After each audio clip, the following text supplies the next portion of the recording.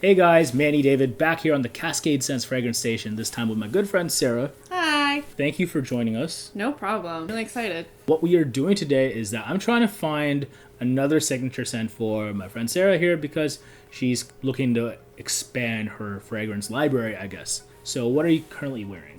The two fragrances that I currently wear, I've been wearing them for like about a year, are the Elizabeth and James Nirvana in white, not the black, the white. And then I also like Dolce & Gabbana's light blue, but I find that that only ever lasts for like 2 hours max because it's so light, but it's like my favorite scent of all time. So as far as what you are looking for now in a fragrance to add to that rotation, like what do you want out of it? Do you want it to be at a certain price point? Do you want it to last a certain way?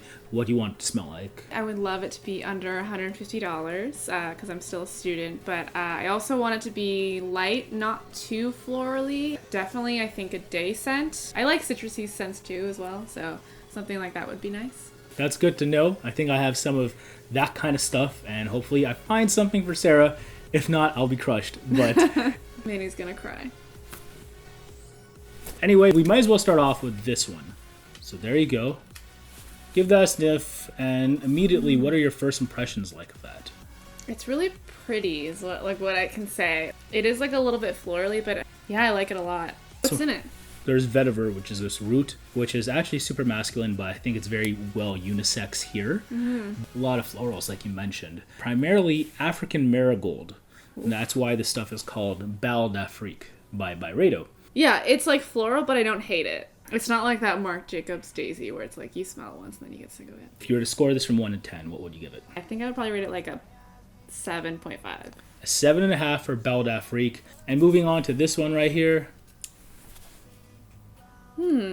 I like this one's interesting because it's like a little bit more, I think, like masculine. Ooh. But I still like it though. Like it's a little bit more musky, but like it'd be like a nice night scent, I think. Really? Yeah. I don't think I could imagine wearing this during the day. I feel like it's too daring, you know? It's like I'm not taking the risk. And it's called Los Angeles, She Called, But He Was Unreachable. Crazy title. It's actually by the house of Anthropologie through their fictions line. You mentioned it being musky, which it definitely is. Has a lot of citrus florals and citrus in it too, which I think is really cool. But it's not for you. This one's like a little bit more different, which I like. It wouldn't be my first choice, I don't think. But it's still pretty good. So I'd give that like a 6. 6 out of 10 for Anthropologie's Los Angeles, She Called, But He Was Unreachable. Again, the title. All right, moving on. We have this one right here. There you go. That one's interesting. Isn't it? That's like way different than anything that we have here, I think. It's really grassy. It's not like super light though. It's light because it's grassy though, I feel. It's refreshing. I don't know if it's really in my wheelhouse. I like the scent, but I don't know if I could imagine it on myself. Fair enough. And the scent we're talking about is called Un Jardin sur le Nil by Hermès. Grasses. You also have tomato leaf, various citruses, but it does smell like a garden. Yeah, definitely. But it's just something that you probably wouldn't reach for every day. I would love to smell like that when I got in from the garden if I ever did garden work. Goals. And you would give this out of 10 then? Not for me, but I would say like a solid like 6 as well.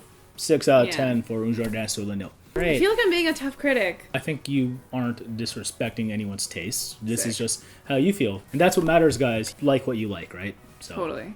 don't follow the hype. Literally just... Live your truth. Yeah. Totally. Life lessons. All right, moving on. That one right here. It's really strong, but it's like a nice, like it's very girly. It's so feminine, like totally. I like this one. I feel like I could totally wear this for like the first 6 months, but after that I would get sick of it. Really? I could see myself wearing like every single day, and then I would just like, I would hate it after. And we were talking about Coco Mademoiselle by Chanel. We're talking here patchouli, orange, rose. It's just a very feminine Chanel type offering, but you do like it. Yeah. Actually, when you mentioned patchouli, that's what maybe I don't like about it. That's where I could see myself getting sick of it. Okay. I think it's done tastefully here, though. Definitely. So what would you give it out of 10? This is a weird 5.75 because I don't like it more than the Anthropologie one. Okay. Fair enough. Like, I could see myself wearing them, but, like, I like more than the other, like, right. You know? No, I understand that totally. Okay. So, last but not least, There you go. What does that smell? I honestly can't pinpoint like what I'm smelling here. It is citrusy. Am I right in that? To a certain extent, yeah. It is musky, but I can't put my finger on what it is. It's so different though. This one and the Hermès one are probably like the most different out of all of them. And I'm just going to quickly get into the scent. It's by État Libre d'Orange.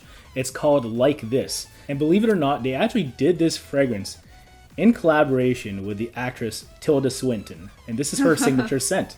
So ginger, pumpkin, immortelle, just a very orange feeling type scent. It's very fall. This is totally Tilda Swinton. This is like Tilda in a bottle. Like, smell this bottle? Yeah. Tilda. Yes. That's Tilda. Mm-hmm. Totally. She's amazing. That being said, do you like how she smells? Not for me, no. Okay. And if you could give it a score of 1 to 10? I'd say a 5. A 5? Yeah. Okay, so 5 out of 10 for Tilda Swinton Like This by État Libre d'Orange. So in first place we have Byredo's Bal D'Afrique. And I believe you ranked this at a 7.5. Yes, yeah. I was like really impressed by the first one. I was like, whoa, we're starting out strong. But I feel like we went down and then up, and we went on an emotional roller coaster here.